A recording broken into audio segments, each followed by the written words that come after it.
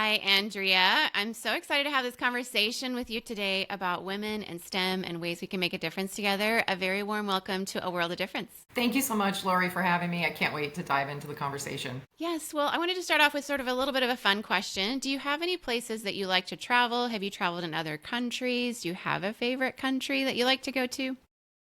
Well, I love to ski. So it's like I like to go in the winter where there's snow, and I have gotten to be a snob. So I like to be in Colorado and Utah, and I've learned that East Coast skiing is not great skiing, but until you kind of get that champagne powder, you don't know what you're missing. And so I do love to ski. I just got back from the Dominican Republic. We were celebrating our 20th wedding anniversary. I got back on Wednesday. It was fantastic. Congrats. We hadn't been there in over 20 years and it's changed a lot. I generally like to have a place where it's like I can relax but also do things. It's like sitting on a beach is never gonna satisfy me for too long, so I always have to have some activity. But yeah, I don't think I have a favorite place, but I like to explore for sure. Well, those places sound amazing. And some people feel like they have to choose between mountains or beach. And I don't feel like I have to choose. I do have a strong preference for the beach because I grew up in the Caribbean. But I am in a family where my husband and all three of my children love skiing, and we go to Tahoe a lot. And there's a ton of snow. And even though I grew up in the Caribbean, it is so beautiful and I really love it. But I'm not a skier myself. Altitude sickness is not my friend.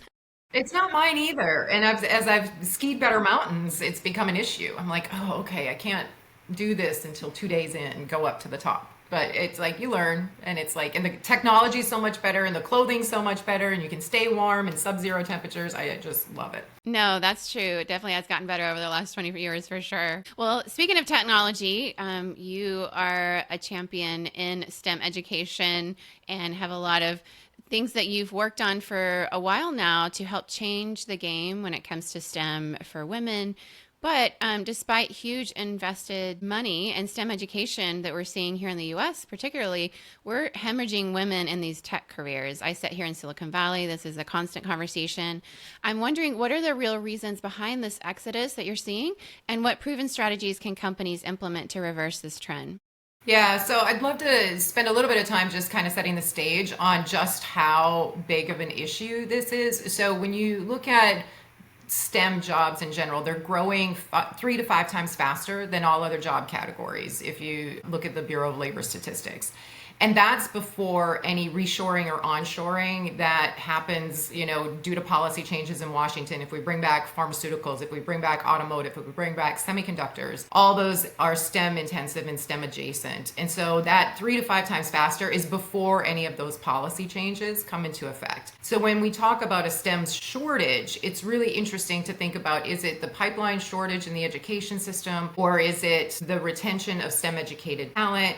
And I think the answer to that is both and. But what we really see in the data when it comes to early career women in technology, we know that they're entering male dominated spaces. We know that it's not been the most welcoming and hospitable place for women to be. Unfortunately, we haven't seen a whole lot of progress in that space. And I think we're actually starting to see a retreat from progressive policies, which is, really nonsensical when you start to look at that STEM shortage. But women used to leave technology around mid-career, 35. It was about half of all women left technology by 35. The data now tells us that women are leaving sooner. And so there's a generational effect. So we see that 68% of women leave technology now by the age of 30 and 20% in the first 12 years. So when we think about what's driving these just really startling statistics, I think that there's layers. There's layers and layers of like what's really happening. If you look at it from a theoretical perspective, there's something called the social cognitive career theory. And fundamentally, it's, where do I have exposure? Yeah, how do I choose my careers? And it's where am I exposed? Where do I think I can be successful? Where do I sort of it's a combination of what's happening within me. Where do I feel like I can be successful? And then what are the signals that are happening once I'm there that reinforce that or undermine that belief system? And so when you kind of start to look at what's happening with women in technology, they're getting more and more belief systems that they can be engineers and IT professionals as you start looking at what's happening in the education system. And yet they land in work environments that are still chilly to them. And so what we can do about this, I think, is a couple fold. One is we have to start looking at cultures and what's happening at the ends of this leaky pipeline and really start with that end in mind, where organizations need to become magnets of talent. How are they able to attract and retain all sorts of diverse talent? What are their policies? What's the culture like? How do they deal with bias? All those types of things. And then there's also this within women. Like, it's not that women are broken. And I never want that to be the message at all of what comes across from this conversation. But we have a playbook that when we are coming through school, keep your head down, do good work, good things will come. That largely is true. It's like you can follow a syllabus and you know how to get an A. It's like we see women who are outperforming men across all sorts of disciplines. And so there's this kind of sense of I know the playbook to be successful in school. The challenge is that playbook doesn't work at work. And no one tells us that. And so within women, it's like we need to unlearn some of those things that made us wildly successful as students, because they aren't going to serve us well when we get to work. And those are all things about learning how to have boundaries. It's like learning how to promote yourself, learning how to talk about your work, learning how to build and influence other people and build relationships. It's not that I just keep my head down, do good work, good things will come. It's that I have built the right relationships, and the people that have, power and influence over my career know what I'm capable of doing because I've told them, and other people recommend. So there's a process of how do we build that agency, confidence, resilience within women, while also starting to work on the environments that they land in. So I don't think there's any magic bullet. And I think that we really have to be thinking about environmentally what's going on, and then how are we building women up so that their belief system is that they can thrive in these careers. I really love that two-prong approach, and I see that in so many other areas as well. And some people will discuss things around sort of, imposter syndrome, for example, but it does seem to pathologize women in particular, because when they do these research projects on women and men and who is experiencing more imposter syndrome, well, it's really not a shock to many of us that women are more likely to experience what they're labeling as imposter syndrome when you're going into a system that wasn't built for women. It was built by men for men. And currently is, even as you mentioned, rolling back some of the ways we were starting to make some progress to include women in better ways. And so, I prefer to not pathologize women nor myself and blame women. Like you said, it's not women that are broken. It's, it's a systemic exclusion syndrome more than it is imposter syndrome. And so looking at the system, how can we both, like your two-prong approach, how can we change the system to be more inclusive, because we know it leads to better innovation, that diversity is going to be good for business, good for STEM, and then also helping women know that, maybe what got you to be valedictorian and get you on the honor roll while the 7th grade boys were being sent to detention because they were being disruptive, maybe those 7th grade boys are out there doing startups because they're breaking the rules, right? And you were taught to be agreeable. So how does that resonate with you? Yeah, all of that resonates with me. And I love that. I love your framing of imposter syndrome. I cringe kind of every time it comes up in a women's forum where it's like, tell us about a time you had imposter syndrome and how you navigated it. And I, there's a great graduation speech that was done that, really kind of breaks this down. It's like, it's not a pathology of women. It's like our sort of lack of confidence or whatever it might be is a very normal reaction to every signal out that they're experiencing to say, you don't belong here, you're not good enough, you're smart enough, you're too loud, you're too quiet, you're assertive, not assertive. Like, there is so many signals that women sort of get on a daily basis that any normal person would question, at the volume and rate in which we receive that, on whether or not this is a place for us and whether or not we feel like an interloper or somebody that does belong. And so I think that the reframe is really important about imposter syndrome. It's like it's a systemic issue. It's not a within person. I don't have a disease. You don't have a disease. But I think that on the flip side, it's like, how do we not let those external forces, influences, pressures start to become internalized? That is the trick that we need to start instilling in women, is like, how do we keep distance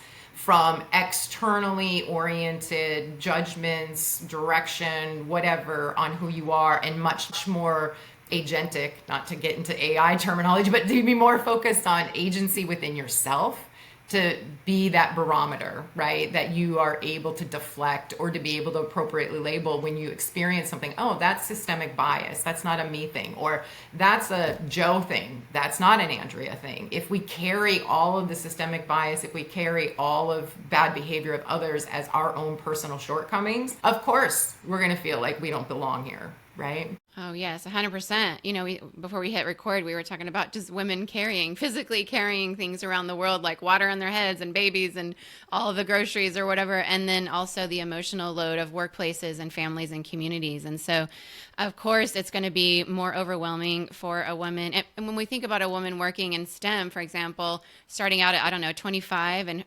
ideally going till 65, maybe longer, that's a, 40, 45, 50-year career, and to see them dropping out 10 years in and such an early stage is troubling. And so we definitely want to bring our brains around this. And you are one of the few women who've actually made it into leadership in this area, in this field. And so what responsibility do you believe actually senior women leaders have in both creating the pathways for the next generation, and how also can they effectively drive systemic change without burning themselves out, considering the load that they're expected to carry? This one I find to be such a complicated issue. When women have arrived at whatever C-suite table, executive team, I kind of have these personas in my head that I've started to put labels on that path.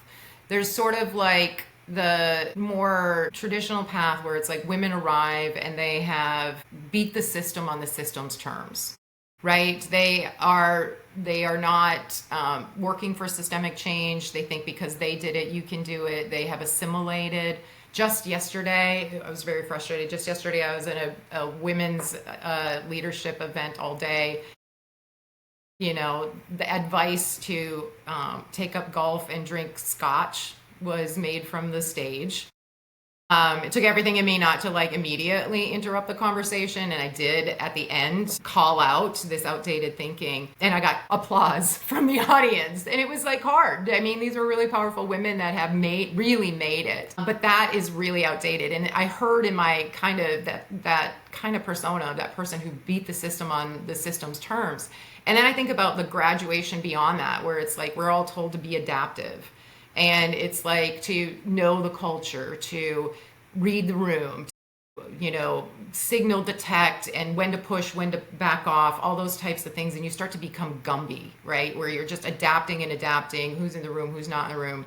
And then I see sort of moving toward more the empowered women, where it's these are the people that are starting the ERGs for women, and they're supporting policies for new mothers and parental leave and all those types of things. And they see the value of what women bring into corporate environments, whether it's around community, compassion, all sorts of things that are more traditionally female-oriented traits, not that they're exclusively. And then, though, to me, the final frontier for women who have made it needs to be women who are using their power, privilege, money, resources, whatever it is, to change the system, right? That they are actively putting their capital on the line, whether it's political capital, real capital, whatever it is, to say, we are going to dismantle this system brick by brick. I am going to risk my personal comfort to do that for the next generation. And it's very, very hard when you get to that level of leadership to rock the boat and drive change. And I have a ton of empathy around that. Because the higher up you go, the bigger the target is on your back. It's actually not smaller. I used to think the higher up I went, if I got to this table, I'll finally be recognized, supported, validated, whatever it is. And really, I just became a bigger threat. And I didn't expect that. And so when you become a disruptor at a high level, they're coming for you because there are vested interests in you not disrupting the status quo. And so the target is bigger, your mortgage is bigger, your bonuses are bigger, there's more at risk. And so sometimes you see these highly accomplished, powerful women holding back, and they aren't being the change agents that everybody coming behind them needs to be. And they instead coach down to drink brown liquor, no sports, and play golf. Right? When really we need those women who have all that power to be funding other women in their startups, to be the one that calls out the executive that said something misogynistic in an open forum. They need to be using their political power. And I think that they have to be prepared for the consequences. I was that person. I was that person in my organization. And it's like, and I had to be ready to walk. I had to be ready for them to say, Andrea, you pushed too far. You said too much. You talk about the elephant in the room too much. It's time to go. And in order to do that, women need to have really strong networks so that if I lose this job, I'm able to leverage my network to go find the next opportunity. And they need what I call FU money in the bank. Because in order to take risks, it's like you have to be prepared for someone to really call you on that and send you on your way, and not to have yourself financially devastated if you do that. But we need more of that courage, that real courage to be bucking the system. I'm just done at this point of women with power not using it to drive real systemic change. It's very well said. Oh, I sit on a board called Justice Survival in DC. We've been working to pass the ERA. And when we look throughout history, even just with suffrage, both here in the US and in England, I like to visit there. They have some great statues of women who fought there for it. Rights weren't given freely. Change doesn't happen of that nature freely because people will hold on to the status quo as it benefits them. There's a lot of work that has been done that we stand on the shoulders of women. RBG was great in giving us our bank accounts in 1975. And as a result of that, the ripple effects of the freedoms that women could now have to have agency around our own money. And as you said, I think, I also sit on another board called How Women Lead, and we have How Women Invest. And we're on Fund 3, and I sat yesterday in San Francisco and heard pitches from women founders in the AI space here. And it's really exciting. Also, if people are just wanting a practical way, there you can go download the Robinhood app if you're not an investor and invest in WCEO. It's just women CEOs of companies, and you can invest for as little as I think $33. Give it to your niece as a birthday present. It's investing in the future, and we see that investing in women-owned business actually is very financially beneficial for us when we also gain wealth with that. So I love how you're talking about that, and I love that you're giving very practical ways women who achieve this kind of power can use it in ways that really flip the script on what we were told probably from the time we could understand language. Maybe we were a year old, 6 months old, when we started to pick up on messages that said, be a good little girl, right. Don't cause your parents problems, sit there and look pretty. Oh, aren't you so cute when you smile? Oh, I love your hair bow. And so the boys were getting told, oh, you're all boy, look at you running, great job. And they were getting praised on their outcomes from early ages. Right. And we were being praised for being agreeable and pretty. And so those messages, they reside in our bodies. So asking women when they finally achieve this seat of power, it's a huge ask. And yet we know that if you have gotten there from all this hard work, that we believe that you have the same ability to do the hard work that what you're asking them to do, Andrea, which is really use that for good. Yeah, I think we have to start recognizing the risk of inaction. We're very tuned into the risk of action. Women see what happens to the women, like, the tall poppy syndrome, where it's like, they talk about the tall poppy syndrome with women, where it's like, if you're the poppy that grows the tallest, someone's coming to chop you down. And sometimes it's other women, right? And so we know the risk of standing out. We know the risk of when we're brave and we say the thing and do the whatever. We have to start looking at the flip side of the risk of inaction. And the risk of inaction, I'm sorry, is, not to get political, but the risk of inaction is what's happening today. The risk of playing by corporate rules and norms and all those types of things rather than disrupting them and making them really better is it. And I have an 11-year-old daughter, and I have women that are in, our leadership development program here at Quantum Bloom, and it's like, I will never tell any of these young people that it's like, go learn to drink scotch and play golf and talk about Duke and Tar Heels. Like, we've got to move beyond that. And P.S., it didn't work. It didn't work. So if the last 30 or 40 years was all about playing that game, where are the fruits of that labor? And we can say to little bits of progress and things like that, but it's like we don't have progress relative to the evidence of what it means to have women in leadership. It's like it makes no sense. It's like women in leadership are better for the bottom line. It's like it's better for society. It's like we have all of these data points. So it's not a logic argument anymore. We can't logic ourselves out of this bias. We are going to have to fundamentally dismantle it, right?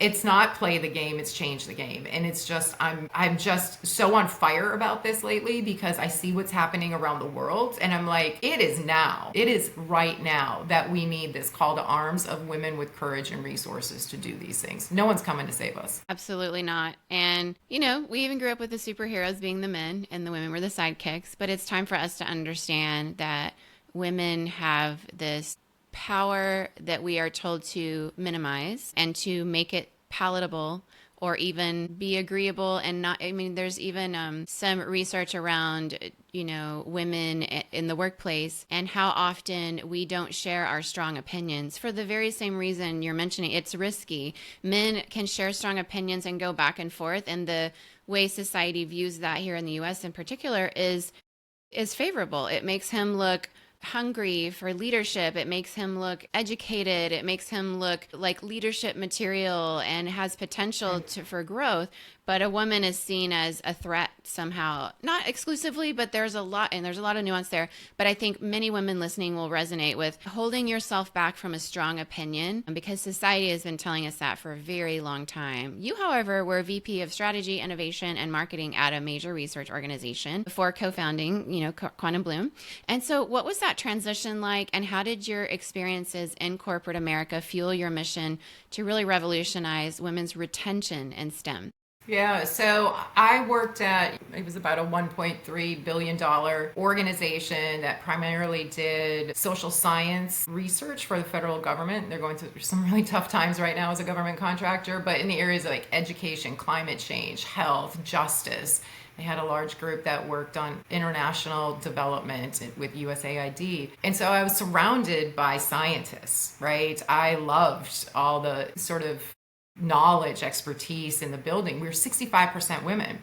And yet at the time when I left, there was one woman on the C-suite, right? So the pipeline was there, but the glass ceiling, right? And then there's also the glass cliff, right? And so you have women who are put into, I took a lot of roles that were brand new roles that didn't have, so I was the first strategic digital marketer that the organization ever had. I brought in system process change, like culture, all sorts of things around how to create a digital marketing machine. There was like a central corporate communications function that was very limitedly resourced, and everybody got their one paragraph on the website, and they weren't mandated to drive growth, right? It was brochureware, those types of things. I was in the biggest business unit charged with creating a growth engine, and I had this kind of constant conflict. Didn't know I was walking into a place of like that the conflict was sort of baked in and that I'd be butting heads with corporate, but that's the way it went. And yet still found a pathway to be successful. It's like I was that adaptable leader. I would like go pre-sell an idea and I would get everybody on board, and I knew when to push and I knew when to pull back. And the number of times I was told, Andrea, you have to thread the needle, thread the needle, thread the needle, which just puts you in an absolutely impossible situation where you have to make everybody happy,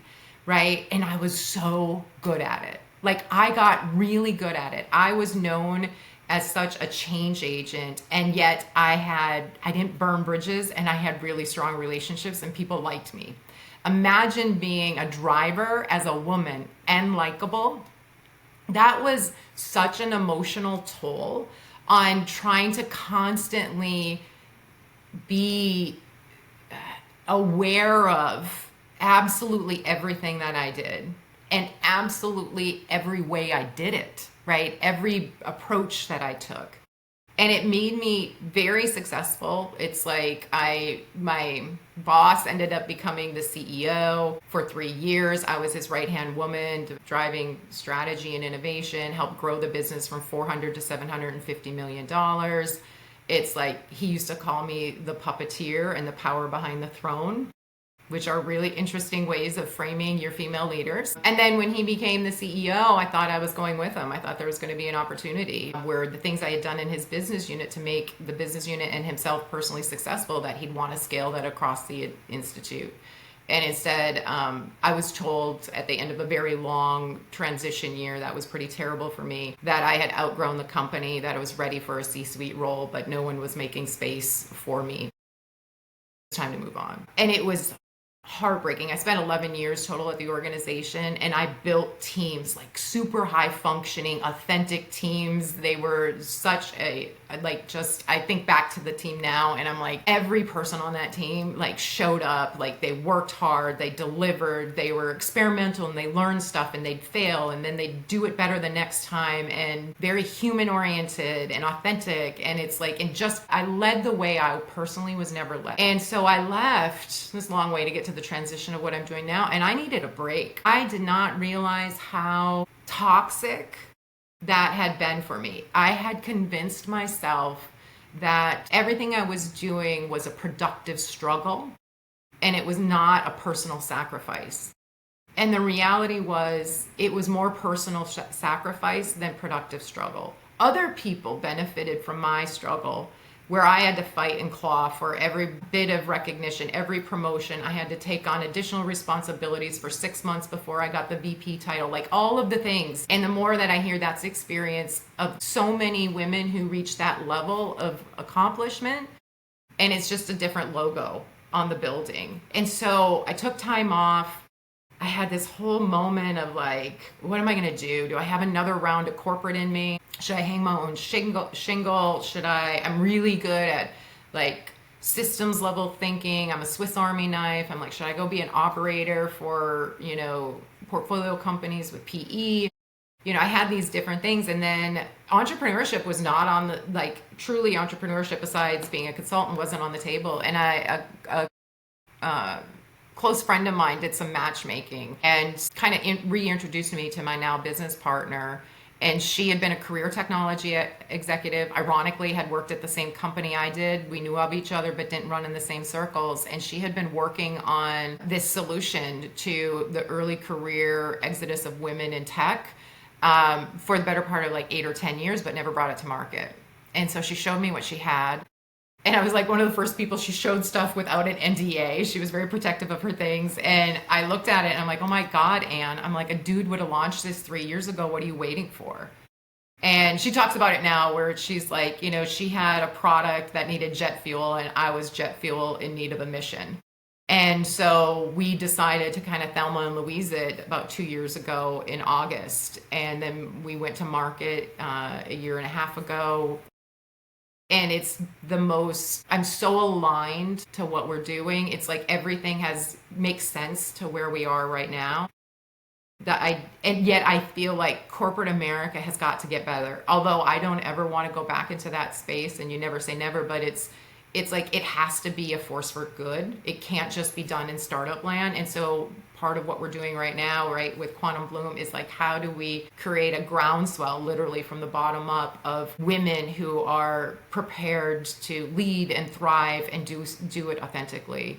And it's just, everything's in alignment. I'm in complete values alignment. Everything I do every day, I feel like it's worth it. I'm the poorest I've been in a very long time and the happiest I've been in a long time. Well, there is so much to say about values alignment because it does wear on you in a way that nothing else does, to work in an environment where, I mean, maybe you agree with 2 of the values on the wall, and maybe none of the values on the wall are really part of their policies and procedures, because, work culture is more than a vibe. It's every decision. It's the corporate comms. It's what are the behaviors? How do people actually behave in this workplace toward women, toward people who maybe the system wasn't originally made for, of all types? And that's really the culture, is the actual behaviors more than what people say. It's really, their actions. And that's true of organizations. And so that can really wear on you, whether you're in a personal relationship with somebody that your values aren't aligned with, or whether you're in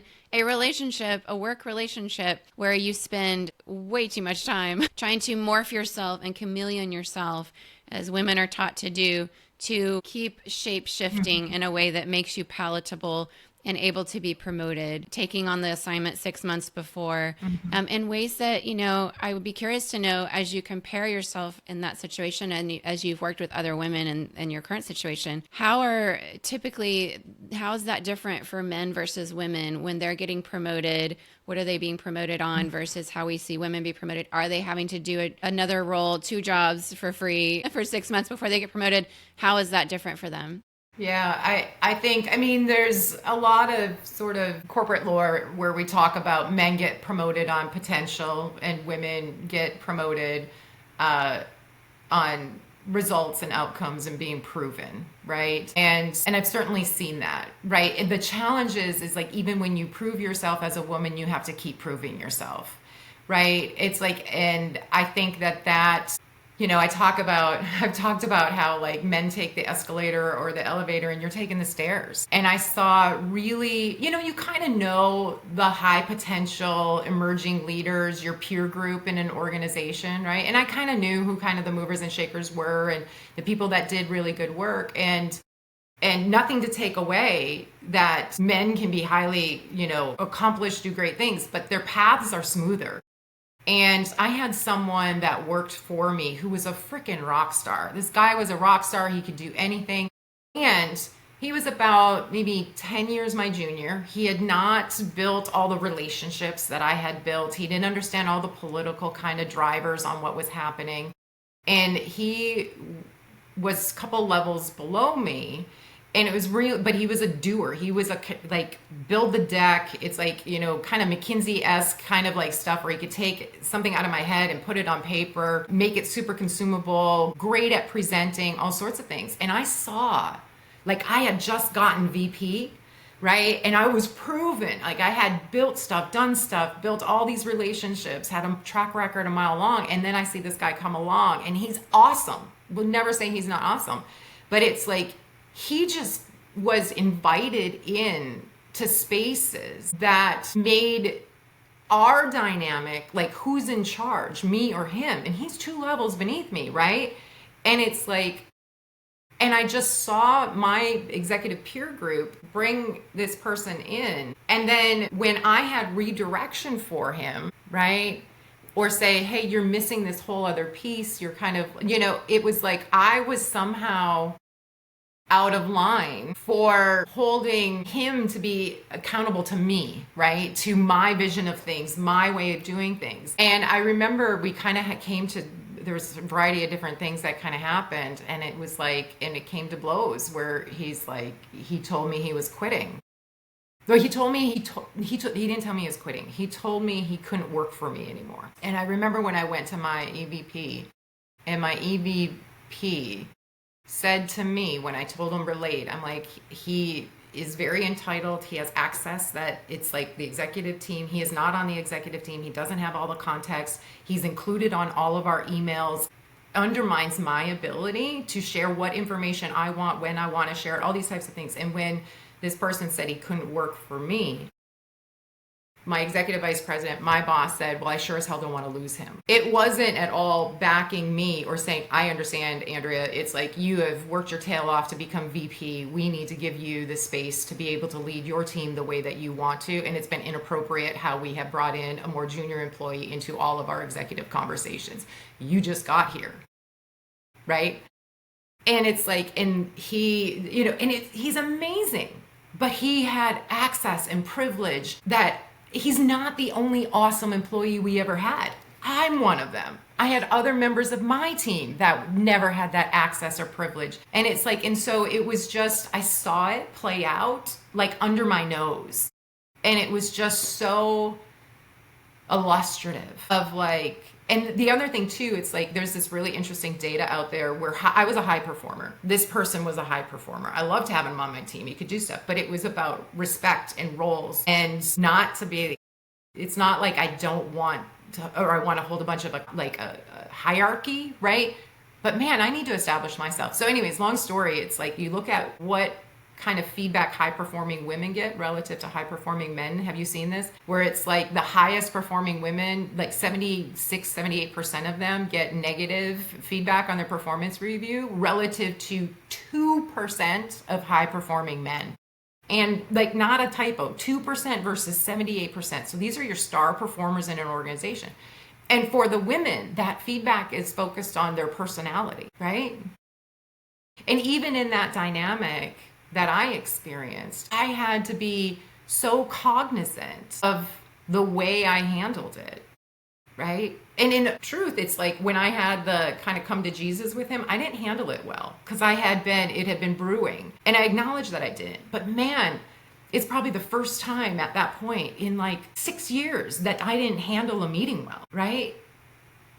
And so, and again, our bar and our tightrope and our need to be so freaking good all the time.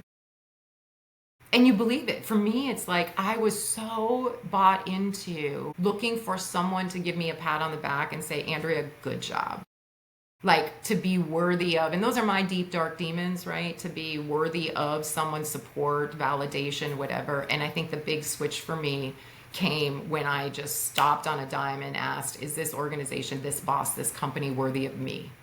I am done proving myself. It's like I am proven. I am not the problem, and you aren't going to convince me anymore that I am, right? And it was like, are you worthy of me? And that flip of being internally guided rather than externally validated was huge. And now it's like, if you thought I was a threat before, giddy up, because Andrea is like out of any cage. Do you know what I mean? And it's like, and it feels absolutely like a freed like bird, right? That can fly where she wants to fly or do whatever, but it's like isn't constrained by all of this constructed gender socialization. So powerful. I know people listening to this, whether they're women, whether they are men, and they have women in their lives where they have seen be held back. Whether it's their wives or their daughters, or they themselves are suddenly realizing, oh, wow, maybe I've been that guy that was on the escalator or elevator while women took the stairs. I know I've seen what you're saying so many times, where women who have worked so hard, built all the relationships, dealt with every performance review being a knock on their personality, which is fundamentally something you cannot change.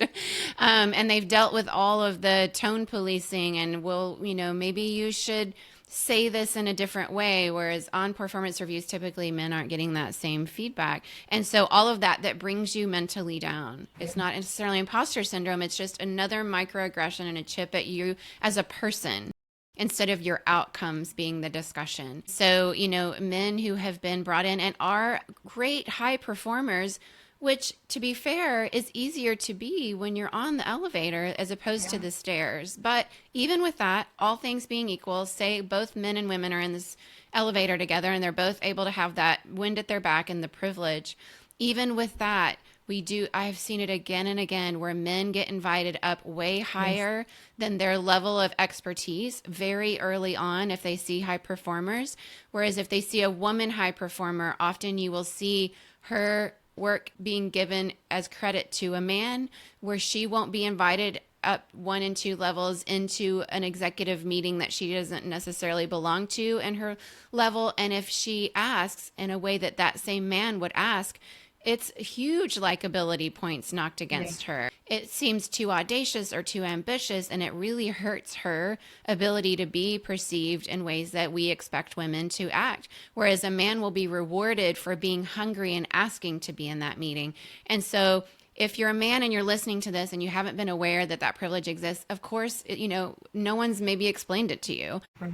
But we're here as women saying this is the different experience, and we don't expect men to know what it's like to live in our bodies and have our experiences, but we've experienced very different things. And so if this is an aha moment to you, maybe go sit and listen to a woman coworker and invite her into the meeting, and maybe one she's not supposed to be in, and give her that privilege that you have been given. There are ways men can be allies and help change this for us. How have you seen opportunities for men to be more involved in helping change? Because we often get told, as you mentioned earlier, women, you're broken and you need to fix yourselves. And so have you seen men be able to make that shift and show up in any situation?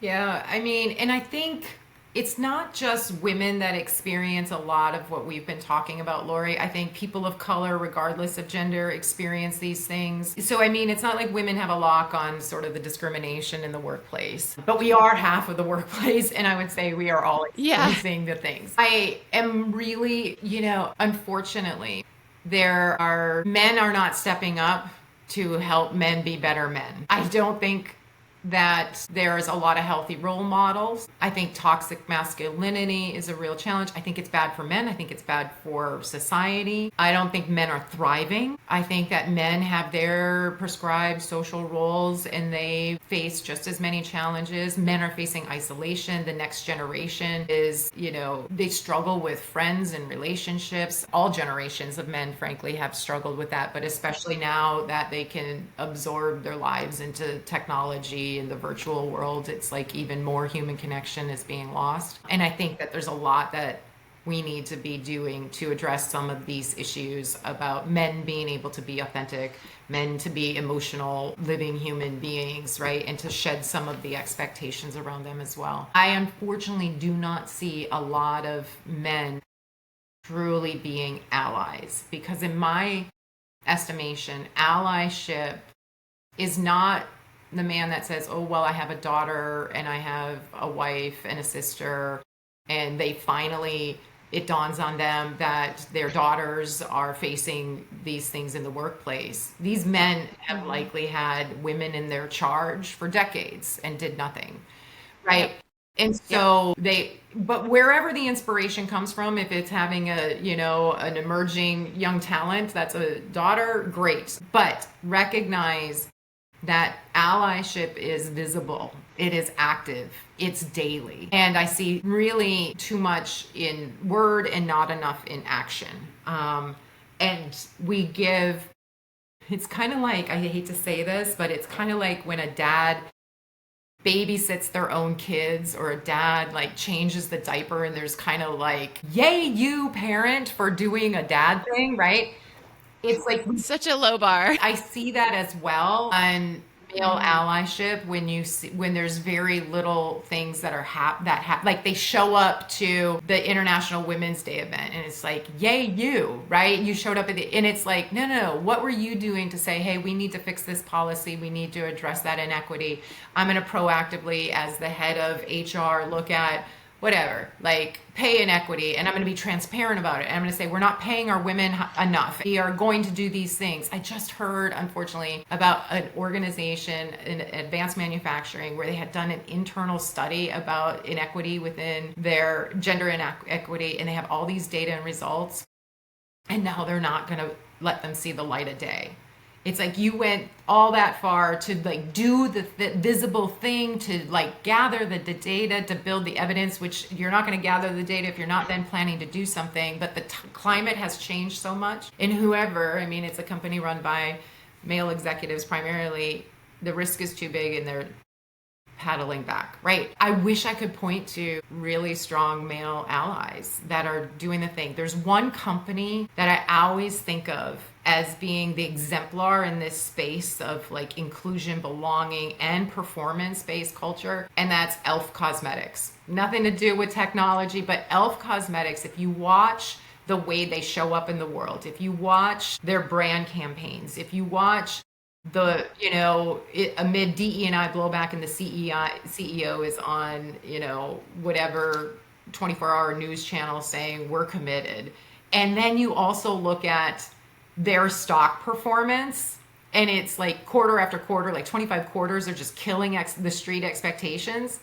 And it's like, and I would imagine they have no trouble whatsoever attracting talent, retaining talent, because they're a company living their values. And it's a cosmetics company headed by a male executive, right? And it's like, but 75% of their board is female, and it's something like 40 or 50% diverse beyond gender as well, right?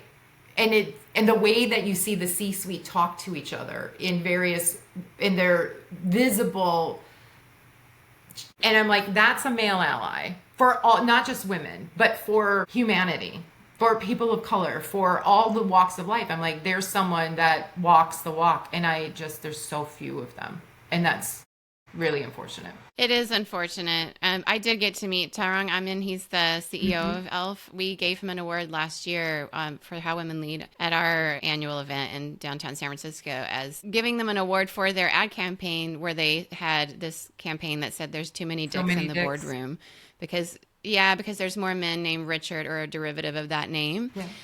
on corporate boards than women. And because I was on our Get on Board Leadership Week committee for our Leadership Week last year, we were trying to get women on corporate boards for these reasons. Because at those seats of power, we need those ethical decisions to be driven by women. It's good for business. It's good for humans. It's good for those of us who not only buy cosmetics, but buy almost every product out there. And it's a lot of women who are buying these products. So we definitely, our perspectives matter. Well, this has been such an enlightening conversation. I've really learned so much from your perspective. I've been inspired by who you are and your authenticity as you've brought that into leadership, really owning your voice and your agency and inspiring others to do the same. If people want to reach out to you, how can they find you? Yeah, so I'm pretty active on LinkedIn. My name is Andrea Mohamed, Mohamed. Oftentimes I get a lot of extra M's in there. My company is Quantum Bloom. It's quantumbloom.com. Those are the two primary ways that you can get in touch with me. I am very open. I'm a very open networker, and I have met so many amazing people. Lori, you responded to